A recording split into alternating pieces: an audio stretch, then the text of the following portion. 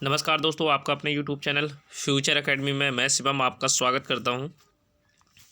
और आज की आपकी क्लास फिर आज शुरू हो गई है, तो सभी लोगों को वीडियो को शेयर कर दीजिए और ज़्यादा से ज़्यादा लोग जुड़ जाइए। आज आपके टॉप क्वेश्चन यहाँ पे चल रहे हैं, जो 252 क्वेश्चन मैं कंप्लीट करा चुका हूँ 3 क्लासों में। ये नेक्स्ट क्लास है, इसमें क्वेश्चन दिया है आपको, यहाँ पे आपके सामने लिखा हुआ है, यदि केशकृत्य की परिघटना नहीं होती है। यहाँ पे आपको 4 ऑप्शन दिए गए हैं, इसमें से बताना कौन कौन सा सही है और कौन कौन सा नहीं है। यदि केशकृत्य, जो केशकृत्य मतलब जब एक लैंप पे जलती थी तो लैंप में जो बाती के जरिए ऊपर जो तेल पहुंचता था उसे केशकृत्य की घटना कहते हैं। तो इसमें कौन सी नहीं है। यहाँ पे लिखा केरोसिन दीप का उपयोग मुश्किल हो जाता है। उसके बाद कोई मृदु पेय का उपभोग करने के लिए स्ट्रॉ का प्रयोग नहीं कर पाता। स्याही शोक पत्र काम करने में विफल हो जाता। बड़े पेड़ जिन्हें हम अपने चारों ओर देखते हैं पृथ्वी नहीं उगते। उपयुक्त में से कौन सा सही है। 4 ऑप्शन में से बताना है कि कौन सा सही हो सकता 2 सही हो जाए, हो सकता 3 सही हो जाए। तो आपके सामने ऑप्शन यहाँ पे दिए हैं, 1 2 3 सही है, 1 2 4 सही है, 2 4 सही है या चारों सही है। तो केशकृत्य की घटना में क्या होता है कि केशकृत्य की घटना में जो केशकृत्य की घटना होती है उसमें स्याही आराम से सोख सकता है। तो यहाँ पे लिखा है स्याही सूख पत्र काम करने में विफल हो जाता है। नहीं, ऐसा गलत है। केशकृत्य की घटना में स्याही सोखने में सफलता प्राप्त होती है उसे। अगला क्वेश्चन आपके सामने यहाँ पे आ चुका है। अगला क्वेश्चन क्या कह रहा है कि गिरती हुई वर्षा की बूंदें, क्या लिखा है, गिरती हुई वर्षा की बूंदें को गोलीय आकृति कारण, ये किसके कारण होता है। तो वर्षा की बूंदें जो है वो पृष्ठ तनाव के कारण, किसके पृष्ठ तनाव के कारण, जो पृष्ठ तनाव का सिद्धांत होता है इसकी वजह से जो बूंदें हैं वर्षा की बूंदें वो गोल आकृति की हो जाती हैं। जबकि केशकृत्य का नियम क्या कहता है, केशकृत्य का नियम कहता है कि जब आप लैंप जलाते हो तो उसमें जो केरोसिन का तेल होता है वो ऊपर चढ़ता है, तो वो केशकृत्य की घटना की वजह से। या हम मान लें कि जो एक पेड़ है, क्या हम मान लें कि एक पेड़ है और पेड़ में जो जल जा रहा है ऊपर की तरफ या रेशे के जरिए, तो उसमें पेड़ में जो ऊपर की तरफ जा रहा है तो वो जाइलम के जरिए जाता है, ये तो आपको पता है, जाइलम के जरिए। बट उसमें भी केशकृत्य की घटना होती है। हम यहाँ पे देखें कि जड़त्व का सिद्धांत क्या होता है। तो जड़त्व का सिद्धांत जो है वो जड़त्व का नियम हम किसे कहते हैं, तो न्यूटन के फर्स्ट नियम जो है उसके हिसाब से जो है जड़त्व का नियम भी इसे कहा जाता है। अगला ऑप्शन आपके सामने यहाँ पे अगला क्वेश्चन देखते हैं। फिर आपके सामने पूछ लिया गया, लिखा है कि वर्षा की बूंदें गोल आकृति का कारण क्या है। तो गोल आकृति का कारण एक सीधा सा कारण है, पृष्ठ तनाव के कारण। क्या, पृष्ठ तनाव के कारण जो आकृति है वो गोल हो जाती है बूंदों की। यहाँ पे लिखा है द्रव का घनत्व। तो द्रव का घनत्व हम किससे मापते हैं, द्रव का घनत्व यहाँ पे भी हम पढ़ा चुके। वायुमंडलीय दाब बैरोमीटर से मापते हैं। गुरुत्व क्या होता है, गुरुत्व मतलब गुरुत्वाकर्षण, जो पृथ्वी पर गुरुत्वाकर्षण लगा हुआ 11.2 किलोमीटर प्रति के हिसाब से कोई भी वस्तु फेंकी जाती है तो वो पृथ्वी में ना रुककर वो पृथ्वी को क्रॉस कर जाती है। चलो अगला, और पृथ्वी का गुरुत्वाकर्षण कितना होता है, 9.8। ओके, चलो अगला क्वेश्चन देखते हैं। 255 लिखा है कि वर्षा की बूंदें गोल बूंदें आकृति, फिर वही क्वेश्चन बार बार पूछ रहा है, थोड़ा सा घुमा फिरा के पूछ रहा है। लिखा है आपके सामने ऑप्शन, जल में पृष्ठ तनाव होता है। क्या होता है, जल में पृष्ठ तनाव होता है, इसी वजह से वर्षा की बूंदें कैसी हो जाती हैं, तो वर्षा की बूंदें गोल हो जाती हैं।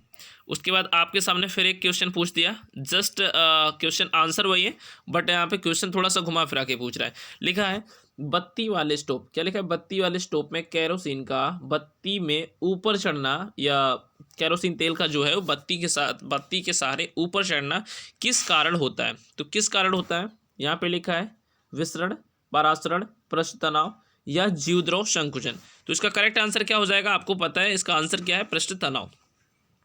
फिर इसके बाद अगला क्वेश्चन पूछ लिया कि द्रव की बूंदें संकुचित होकर न्यूनतम क्षेत्र घेरने की आवृत्ति या आकृति या प्रवृत्ति क्या होती है, क्यों होती है। ओके, चलो देख लेते हैं कौन सा क्वेश्चन है। यहाँ पे 257 है और 257 मतलब 258। देखो यहाँ पे क्वेश्चन आपको मज़े से अच्छे से मिलेंगे और मैं ज़्यादा से ज़्यादा आप फैक्ट बताने की कोशिश करूँगा और थोड़ा सा टाइम ज़्यादा लग जाए उससे कोई मैटर नहीं करता है। अब यहाँ पे देख रहे हो, यहाँ पे लिखा है शांता, पृष्ठ तनाव, तो वही बात होगी, क्या होगा, पृष्ठ तनाव इज द करेक्ट आंसर हो जाएगा। उसके बाद बात करें हम साबुन के बुलबुले के अंदर का दाब। साबुन जो होता है, साबुन आप जब यूज़ करते हो उसमें एक बुलबुला उठता हुआ, तो उस बुलबुले के अंदर का दाब क्या कहलाता है या क्या उसे कहा जाता है? वायुमंडलीय दाब से कम होता है, वायुमंडलीय दाब से अधिक होता है, वायुमंडलीय दाब के बराबर होता है, या वायुमंडलीय दाब के आधा होता है? तो आधा गलत, दाब के बराबर गलत। दो ऑप्शन आप ऐसे ही नेगलेक्ट कर सकते हो। उसके बाद बात करें वायुमंडलीय दाब से कम होता है, यदि कम होता तो बुलबुला नहीं उठता, तो वायुमंडलीय दाब से अधिक ही है तभी वो बुलबुला उठा। जैसे कि मैंने बोला कि कोई बर्फ़ का टुकड़ा है, पानी में आप डाल दो, ये आपका बर्फ़ का टुकड़ा आपने पानी में डाल दिया, पानी में क्या होता है कि बर्फ़ का टुकड़ा जो है वो ऊपर तैरता रहता है। क्यों तैरता रहता है? क्योंकि पानी के घनत्व से जो उसका बर्फ़ का जो टुकड़े का घनत्व है वो कम होता है, इसी वजह से वो तैरता रहता है। वही यहाँ पे कि वायुमंडलीय दाब से इसका दाब अधिक होता है, इसी वजह से इसमें बुलबुला उठते हैं। चलो अगला क्वेश्चन आपके सामने 259 क्वेश्चन है। ये क्या कह रहा है?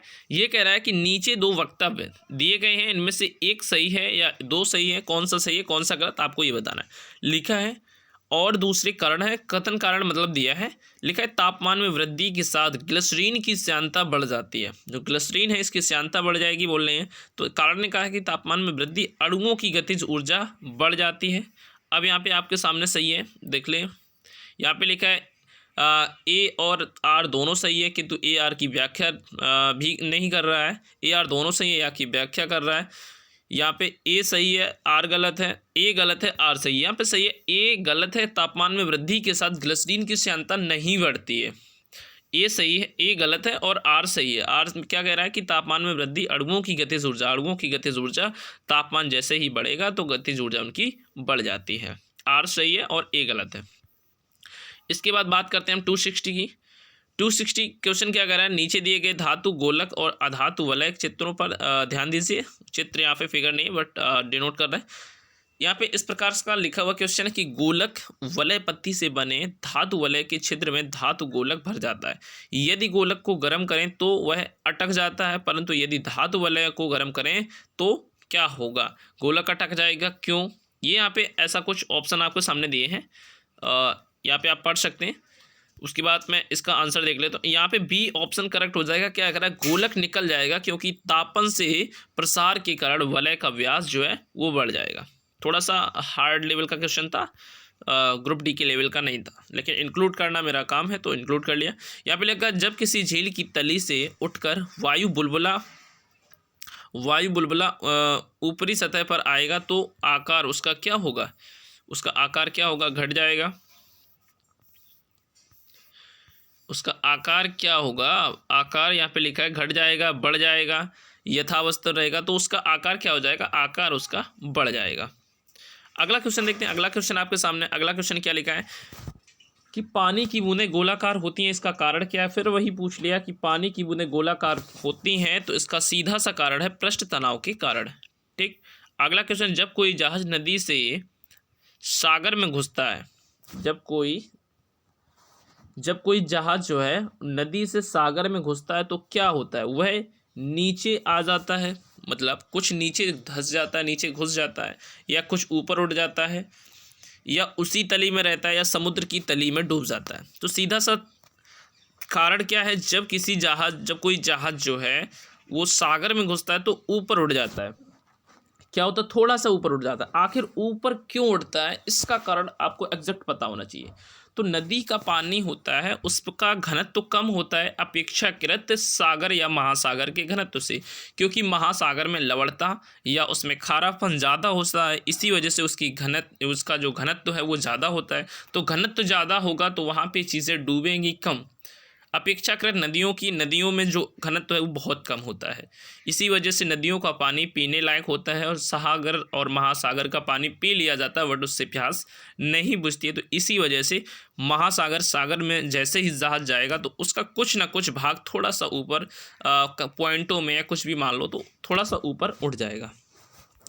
चलो अगला 264 देख लेते हैं। 264 क्या कह रहा है? एक सुई पानी में डूब जाती है जबकि लोहे से बना जहाज पानी में तैरता रहता है। आखिर क्यों? एक सुई जो है वो पानी में डूब जाती है, लिखा है सुई को आप डालोगे तो पानी में डूब जाएगी, जबकि लोहे से बना जहाज जो है पानी में तैरता रहता है। ऐसा क्यों? लिखा जहाज सपाट होता है, सुई की नोक नुकीली होती है, जहाज एक शक्तिशाली इंजन द्वारा चलाया जाता है।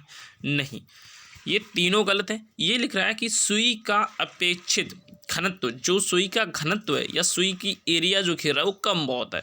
सुई का घनत्व कम होता है, लेकिन अगर हम देखें कि जहाज का सुई का घनत्व उसके द्वारा हटाए हुए पानी के अपेक्षित घनत्व से अधिक होता है, तो वो पानी हटा रहा है उससे ज़्यादा घनत्व होता है, लेकिन जहाज़ का जस्ट उल्टा होता है। इसी वजह से जहाज पानी में तैरता रहता है।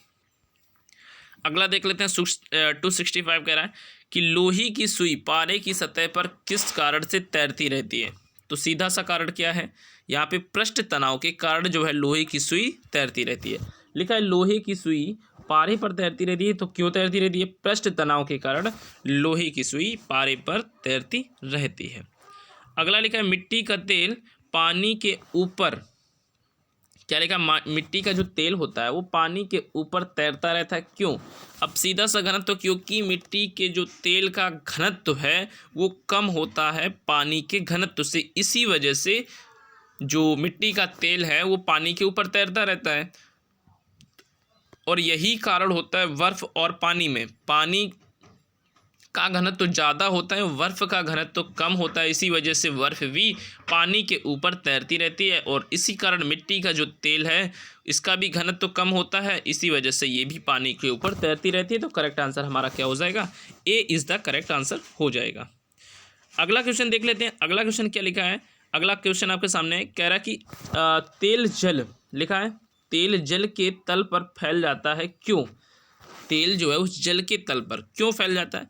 क्योंकि सीधा सा फिर वही पूछ लिया कि तेल का तल तनाव पानी से कम होता है, पानी से क्या होता है? कम होता है, इसी वजह से ये फैल जाता है। तो D is the correct answer हो जाएगा आपका। इसके बाद हम देखते हैं 268 क्वेश्चन क्या कह रहा है। तो 278 शायद, हाँ 268 क्या कह रहा है? कह रहा कि एक केस नली में जल, क्या लिखा, एक केस नली में जल की अपेक्षा एक तरल अधिक ऊंचाई तक बढ़ जाता है, इसका कारण क्यों है?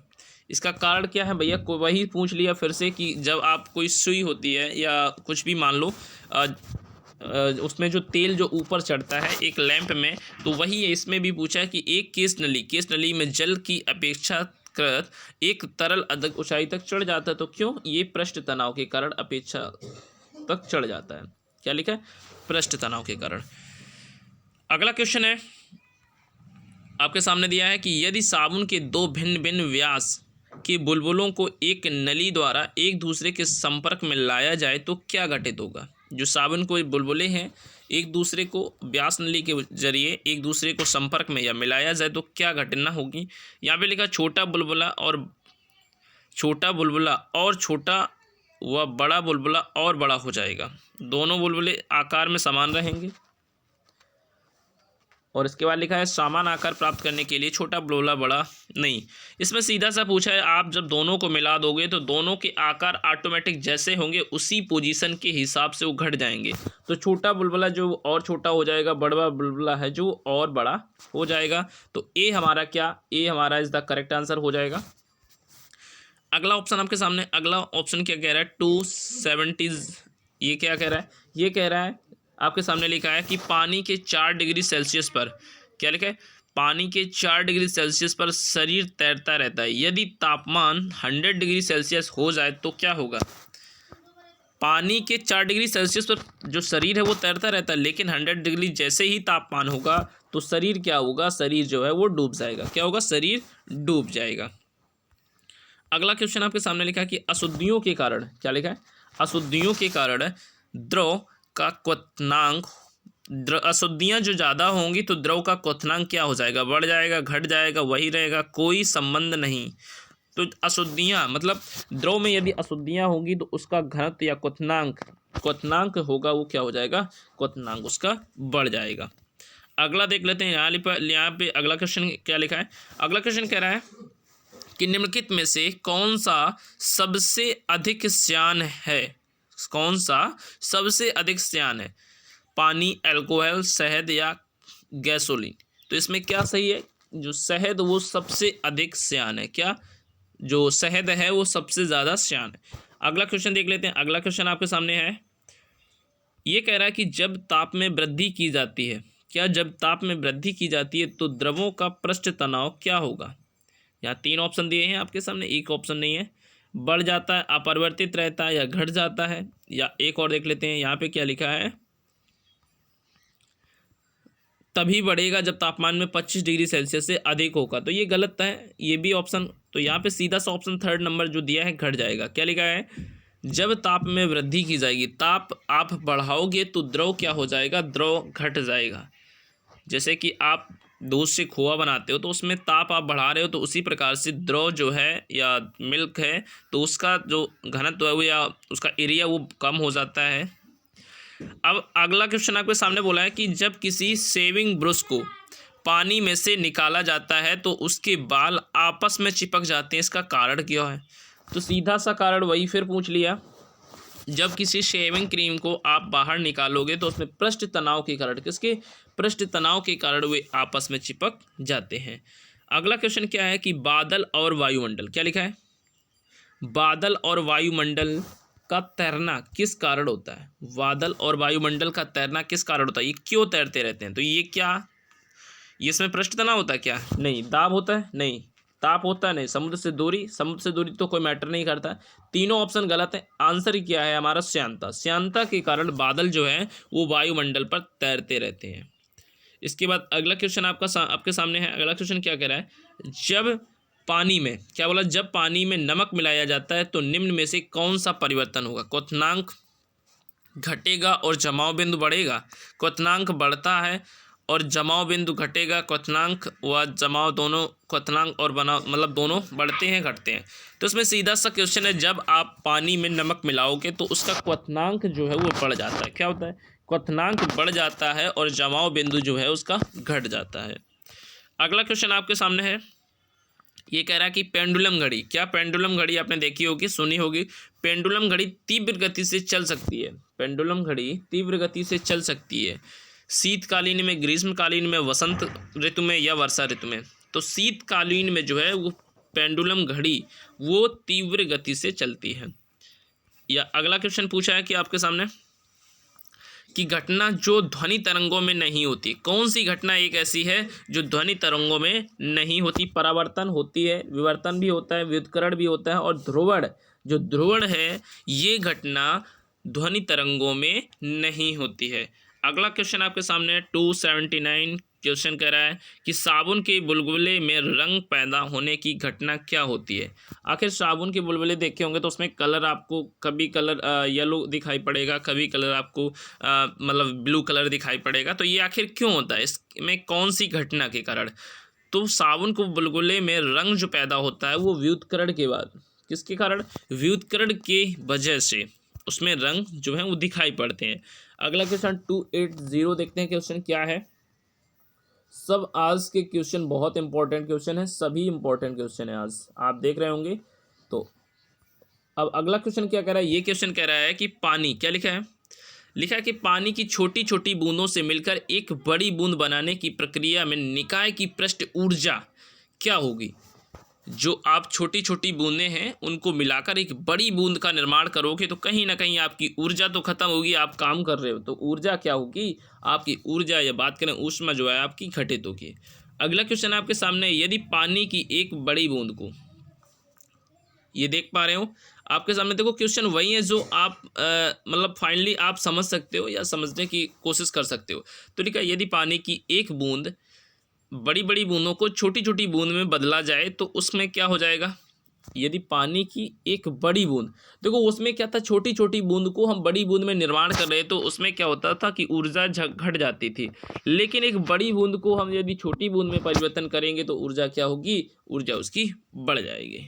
जस्ट अपोजिट है। उसके बाद अगला क्वेश्चन लिखा है कि निम्नलिखित में से कौन सा सत्य कथन है। इसमें से एक कथन जो है सत्य है और बाकी बात गलत है। तो कौन सा सत्य है, पृष्ठ तनाव का इकाई बल प्रति इकाई बल लंबाई होता है, गलत। इसके बाद लिखा किसी द्रव पृष्ठ का तनाव ताप बढ़ने पर घटता है। किसी द्रव का पृष्ठ तनाव ताप बढ़ने पर, हाँ ताप बढ़ने पर उसका पृष्ठ तनाव घट जाता है। ताप जैसे ही बढ़ेगा तो उसका पृष्ठ तनाव जो है वो ऑटोमेटिक कम होता जाएगा, क्योंकि वो लिक्विड में बदलता जाएगा। तो इसका क्या आंसर हो जाएगा? Answer is the B is the correct answer. अगला है स्याही के प्रवाह के लिए किन तरह, मतलब ये काफ़ी चीज़ें लिखी इसमें, पेन गुरुत्व के साथ किसका क्रिया का प्रयोग करता है या करते हैं, किसके कारण? तो सीधा सा फाउंटेन पेन जो होता है, फाउंटेन पेन के कारण। ठीक, अगला क्वेश्चन देख लेते हैं।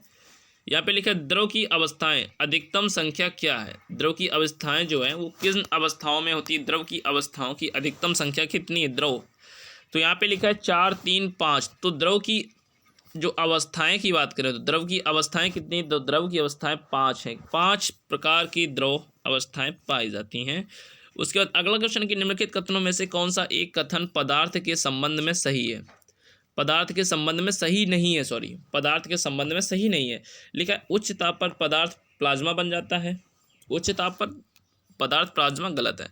कोई भी चीज़ जो स्थान घेरती है पदार्थ है नहीं, ये भी नहीं कह सकती कोई भी चीज़ स्थान घेरेगी तो उसे हम पदार्थ बोलेंगे। जब पदार्थ बड़े कणों जैसे परमाणुओं और अणुओं से बने होते हैं, कोलाइड पदार्थ के अपेक्षाकृत बड़े कणों से बनते हैं। This is the correct answer, आपका D is the correct answer हो जाएगा, क्योंकि कोलाइड पदार्थ जो होते हैं वो अपेक्षाकृत बड़े कणों से बने होते हैं। अगला क्वेश्चन देख लेते हैं। अगला क्वेश्चन क्या है, और हमारी सबसे शायद लेसन जो है कंप्लीट हो चुका है। अब मैं नेक्स्ट लेसन स्टार्ट करता हूँ। यहाँ पे लिखा मोशन, क्या लिखा? मोशन बोले तो पार्ट 4 आ चुका है। मोशन बोले तो गति। अब गति के आपको यहाँ पे क्वेश्चन मिलेंगे, तो गति में क्या क्वेश्चन बनते हैं, तो क्या क्या क्वेश्चन पूछे जाते हैं तो देख लेना। लिखा अगर एक आलू को कागज की सफ़ेद बिना छपी प्लेट के ऊपर रखकर सूक्ष्म तरंग अवन में रखा जाता है तो आलू गर्म हो जाता है, परंतु प्लेट नहीं, यह किस कारण? लिखा है आलू में सूक्ष्म तरंगें निकल जाती हैं, जबकि कागज सूक्ष्म तरंगों को परिवर्तित करता है।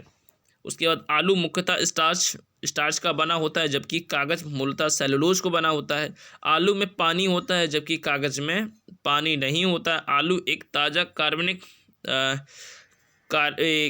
पदार्थ है, जबकि कागज मृत कार्बनिक पदार्थ है। तो आलू में पानी की वजह से आलू गर्म हो जाता है, जबकि कागज में पानी नहीं होता, इसी वजह से वह गर्म नहीं होता। तो यही आपका कारण सही है। इसके बाद लिखा सीधा सा 291 क्वेश्चन लिखा है कि समुद्र जल का विलवीकरण उत्प्रेरित परासरण के प्रयोग द्वारा किया जाता है। विलयन पर प्रयुक्त दाब होता है। विलयन पर जो प्रयुक्त दाब क्या होगा? ये परासरणी दाब से कम, परासरणी दाब से अधिक, परासरणी दाब के बराबर या वायुमंडलीय दाब के बराबर। ये चारों ऑप्शन सही हैं, और इसमें से कोई मैच नहीं करता तो इसमें स्टार लगा देते हैं, देखो। और इसमें ऑप्शन आपको चारों ऑप्शन सही है, ये स्टार क्वेश्चन है। इसके बाद जब किसी शेविंग ब्रश को पानी से बाहर निकालते हैं तो उसके बाल जो है वो आपस में चिपक जाते हैं। तो क्यों चिपक जाते हैं? तो वही क्वेश्चन फिर पूछ लिया कि पृष्ठ तनाव के कारण जो बाल हैं वो चिपक जाते हैं।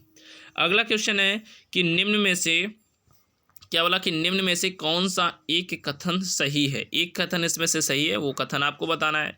तो कौन सा कथन सही है? वायु में ध्वनि वेग दाब पर निर्भर नहीं करता है। तो दिस इज पहला ही क्वेश्चन आपका सही हो जाएगा कि वायु में जो है वो ध्वनि वेग, जो ध्वनि का वेग होता है वो दाब पर कोई भी निर्भर नहीं करता है। दाब आपका चाहे टेम्परेचर कितना भी हो उससे कोई मैटर नहीं करता है। ये इज द करेक्ट आंसर हो जाएगा।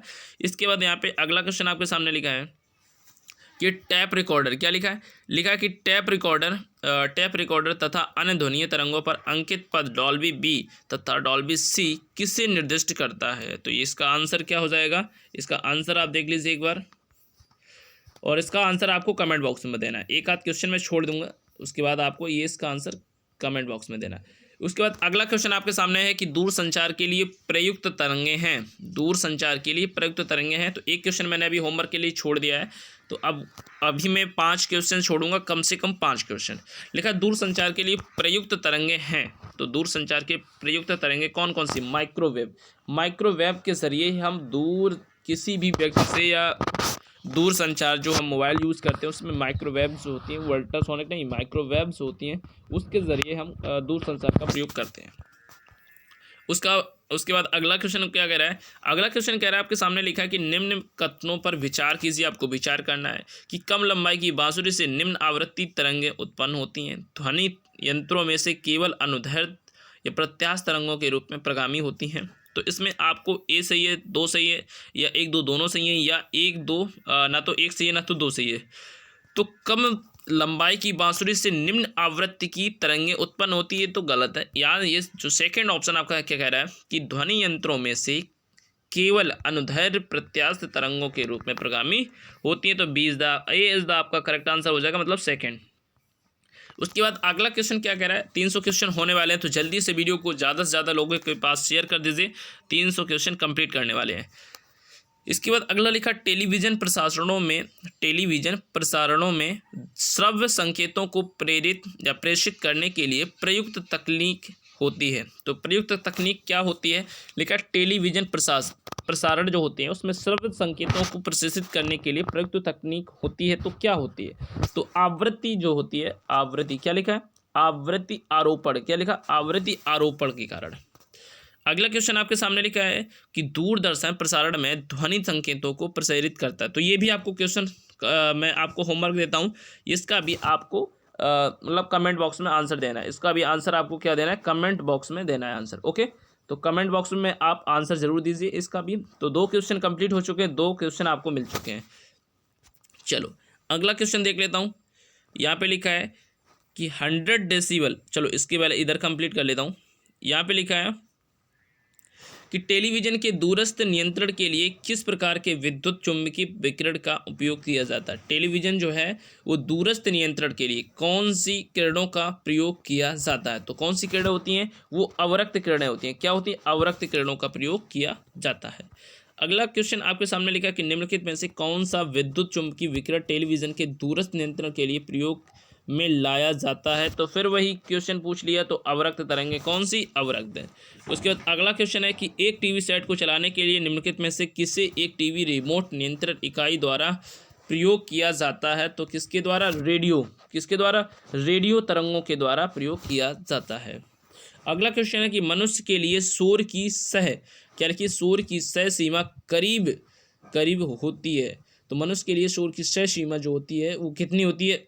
तो वो मतलब शोर होता है उसको सह सकता है या सुन सकता है तो कितने तक? ये 85 डेसिबल तक। 85 डेसिबल के बाद उसके कान के पर्दे फट जाएंगे। तो 85 डेसिबल जो होती है इतनी सीमा तक कोई भी अपने आप को क्षमता में रख सकता है। उसके बाद यहाँ पे लिखा है, लेकिन सामान्यता की बात करें तो सामान्यता होती है 75 डेसिबल। कितनी? सामान्यता की बात करें तो 75 डेसिबल। उसके बाद अगला क्वेश्चन लिखा कि किस स्तर डेसिबल में, और डेसिबल है क्या? डेसिबल जो है वो ध्वनि की तीव्रता मापने की इकाई है। उसके बाद लिखा है कि किस स्तर पर डेसिबल से अधिक की ध्वनि हानिकारक ध्वनि प्रदूषित होती है? तो यहाँ पे सीधा सा ऑप्शन है 80 डेसिबल के बाद जो है वो हानिकारक प्रदूषित होती है, और 85 के बाद तो हम सुन ही नहीं सकते। उसके बाद अगला क्वेश्चन आपके सामने लिखा है, ये भी आपको क्वेश्चन थर्ड क्वेश्चन आपको फिर ये क्वेश्चन आपको कमेंट बॉक्स में आंसर देना है। जब दो लोग आपस में बात करते हैं तब कितने डेसिबल ध्वनि उत्पन्न होती है? जब दो लोग आपस में बात करते हैं तो कितनी ध्वनि जो है वो उत्पन्न होती है? ये आपको कमेंट बॉक्स में आंसर देना है। ओके, चलो अगला क्वेश्चन देख लेते हैं। अगला क्वेश्चन क्या कह रहा है?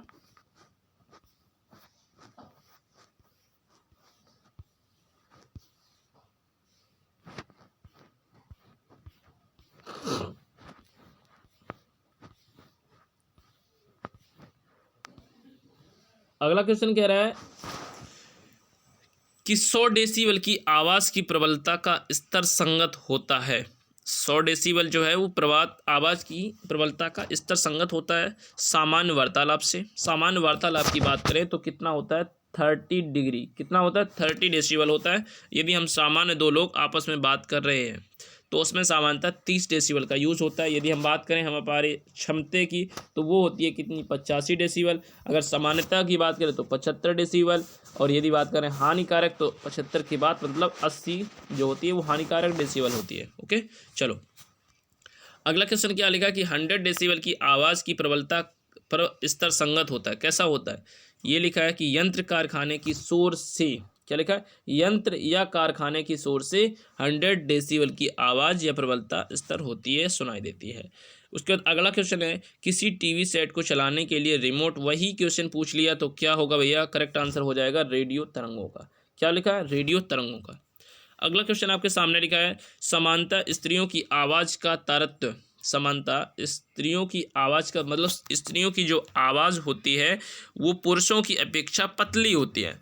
तो यहाँ पे लिखा है ऑप्शन पुरुषों की तुलना में अधिक होती है। जो तारत्व, जितनी ही तारत्व अधिक होगा, जितना उनके कंपन अधिक होगा, इतनी ही आवाज़ पतली होगी। तो करेक्ट आंसर आपका क्या हो जाएगा, करेक्ट आंसर हो जाएगा आपका पुरुषों की तुलना में अधिक होता है। किसकी, पुरुषों की तुलना में अधिक होता है।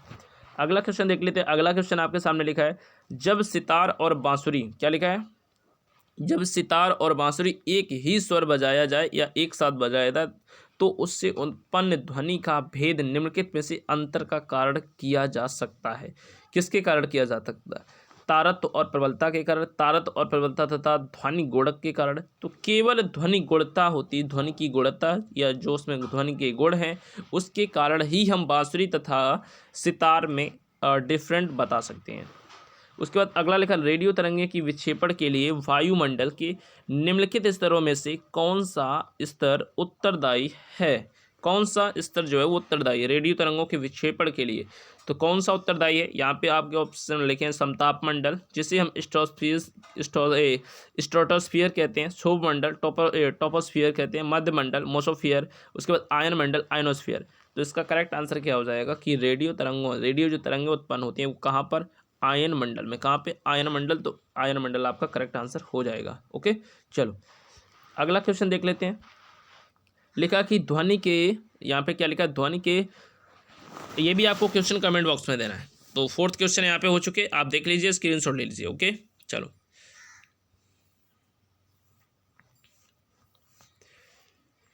आज मैं 350 क्वेश्चन लगभग अप्रोक्सीमेटली करवा दूँ।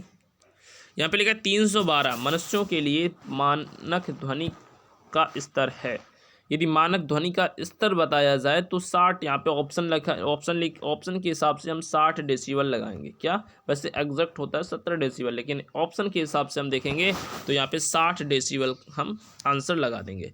उसके बाद लिखा है कॉस्मेटिक, क्या लिखा है, कॉस्मेटिक किरणों के कॉस्मिक किरणों के संबंध में। क्या लिखा है, कॉस्मिक किरणों के संबंध में। क्या लिखा, कॉस्मिक किरणों के संबंध में निम्नलिखित कथनों का कौन सा सही है। इसमें से आपको बताना है कौन सा सही है।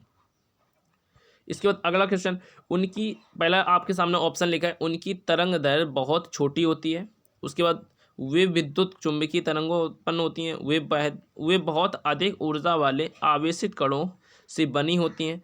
वे सूर्य से उत्पन्न होती हैं। तो करेक्ट इसका आंसर क्या हो जाएगा, जल्दी से बताइए। तो करेक्ट आंसर आप लोग बता सकते हैं। तो करेक्ट आंसर इसका हो जाएगा आपके 20 द करेक्ट आंसर, वे विद्युत की तरंगें होती हैं। उसके बाद अगला क्वेश्चन आपके सामने लिखा है कि पराश्रव तरंगें, क्या लिखा है, यहाँ पे आपके सामने लिखा है कि पराश्रव तरंगें, क्या लिखा, पराश्रव तरंगें उत्पन्न करने के लिए किसे उपयुक्त किया जाता है, लौह तथा चुंबकीय पदार्थ। अगला क्वेश्चन देख लेते हैं। लिखी, पराश्रव तरंगें वे ध्वनियाँ हैं जिनकी आवृत्ति होती है।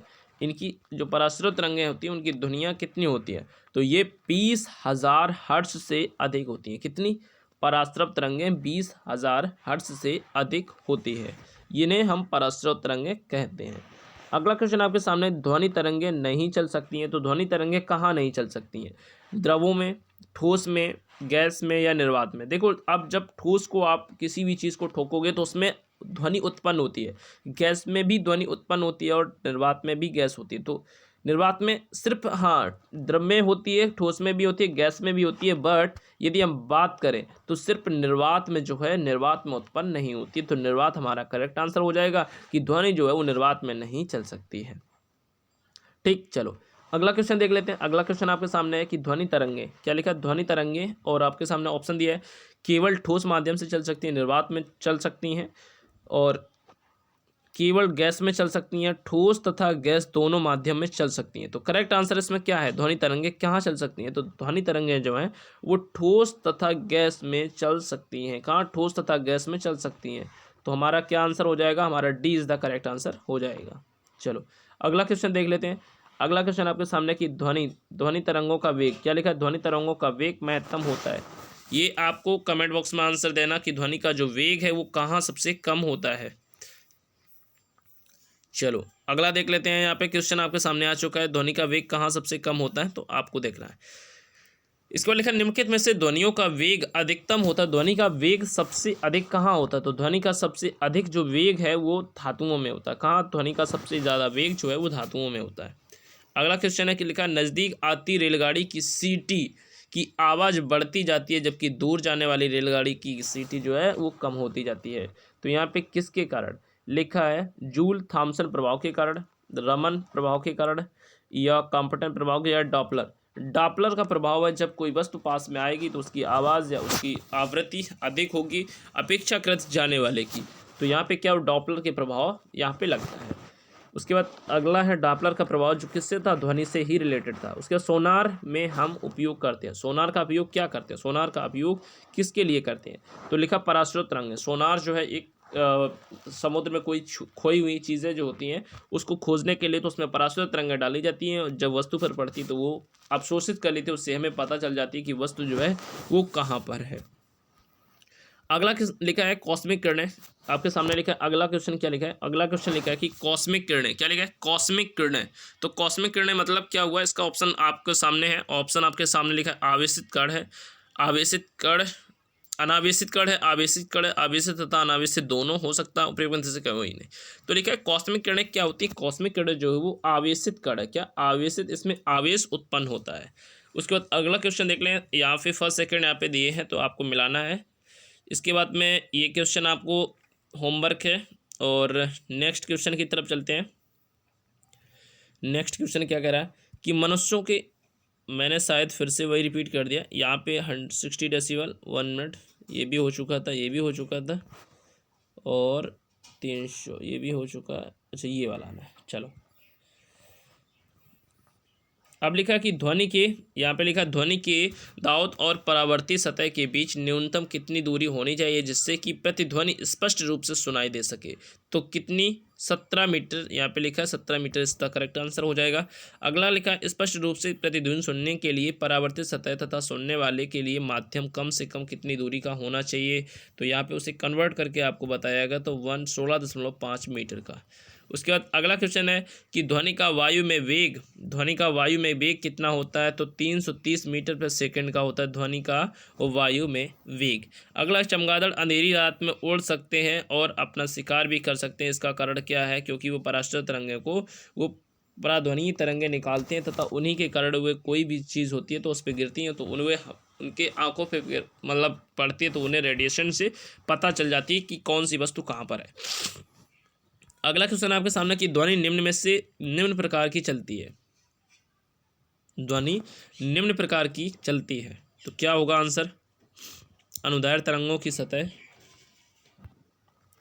क्या होगा, अनुदैर्घ्य तरंगों की सतह। तो इसका करेक्ट आंसर क्या हो जाएगा, अनुदैर्घ्य तरंगों की सतह। इसके बाद अगला क्वेश्चन देख लेते हैं। 20 क्वेश्चन और बचे हैं वो भी कंप्लीट कर लेते हैं कि निम्नलिखित में से किन एक में ध्वनि की चाल सबसे अधिक होती है। किस में ध्वनि की चाल जो है वो सबसे अधिक होगी, तो जल जो है, जल में ध्वनि की चाल सबसे अधिक होती है। उसके बाद अगला क्वेश्चन देख लेते हैं 331 क्वेश्चन।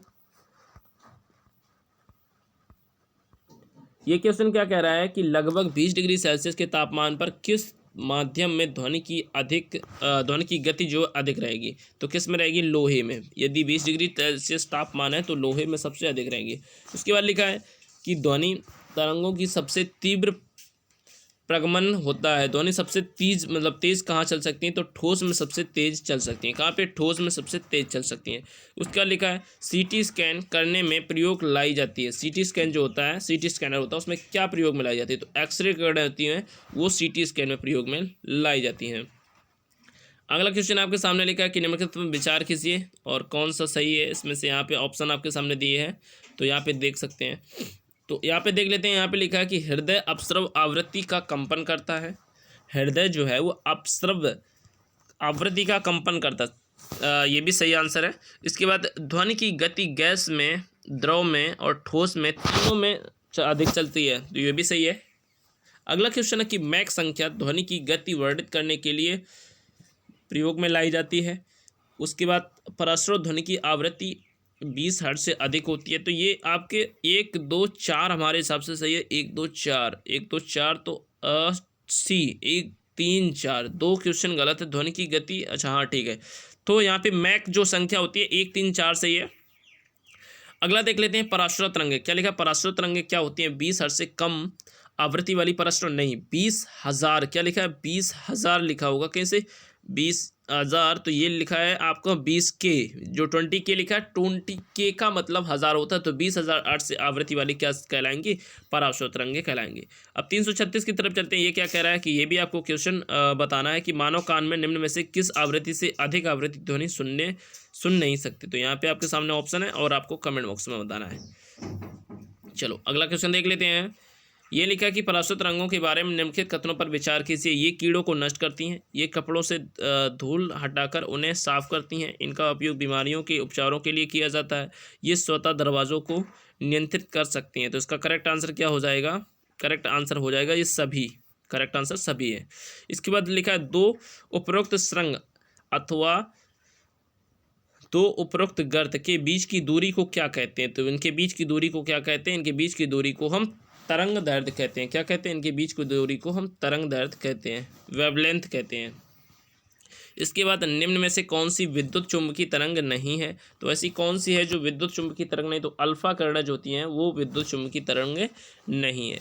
उसके बाद निम्न में से किस विकिरण में ऊर्जा प्रति क्वांटम सर्वाधिक होती है? तो किस में सर्वाधिक ऊर्जा होती है? तो इसका आंसर क्या है? 200 से 280।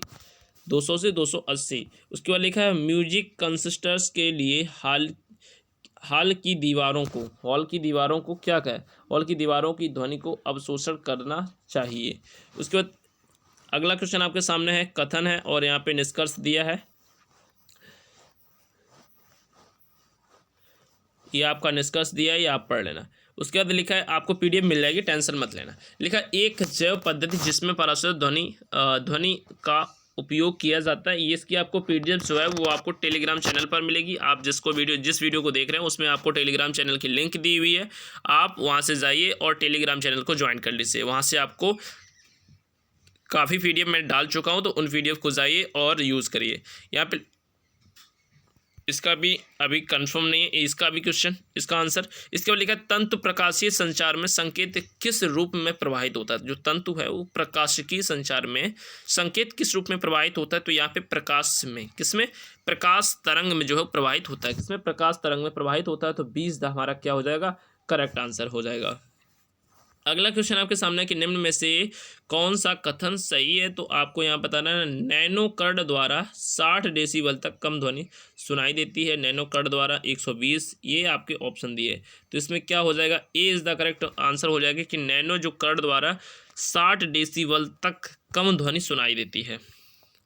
इसके बाद अगला है निम्न में से किसमें ऋणात्मक आवेश होता है? तो ऐसा कौन सा है जिसमें ऋणात्मक आवेश का मतलब होता है? तो वो होता है बीटा कण। कौन सी? बीटा कण जो है उसमें ऋणात्मक आवेश होता है। उसके बाद कौन सी तरंगें शून्य में संचरण नहीं? ये लास्ट क्वेश्चन आपके सामने है और ये आपके सामने आपको ऑप्शन भी मैंने दिखा दिए और ये आपको होमवर्क में मतलब कमेंट बॉक्स में आपको आंसर देना है। इसके बाद लिखा है रडार का उपयोग मुख्य रूप से किया जाता है। रडार का उपयोग मुख्य रूप से किसके लिए किया जाता है? तो रडार का उपयोग जो है मुख्य रूप से रेडियो तरंगों द्वारा वस्तुओं की उपस्थिति तथा स्थिति ज्ञात करने के लिए रडार का उपयोग किया जाता है। उसके बाद में लिखा FM प्रसारण सेवा में प्रयुक्त होने वाले आवृत्ति बैंड का परास होता है। FM जो होता है, जो रेडियो बजता है FM का प्रयोग करता है, वो कितनी आवृत्ति पर होता है? तो वो आपको यहाँ पे बताना है। तो वो 88 से लेके 108 मेगाहर्ट्ज़ के मध्य। आपने देखा होगा जो रेडियो है 88 से शुरू होता है और 108 मेगाहर्ट्ज़ के मध्य में चलता है। उसके बाद अगला क्वेश्चन, लास्ट क्वेश्चन आपके सामने है। एक मजदूर रेल की पटरी पर कार्य कर रहा था।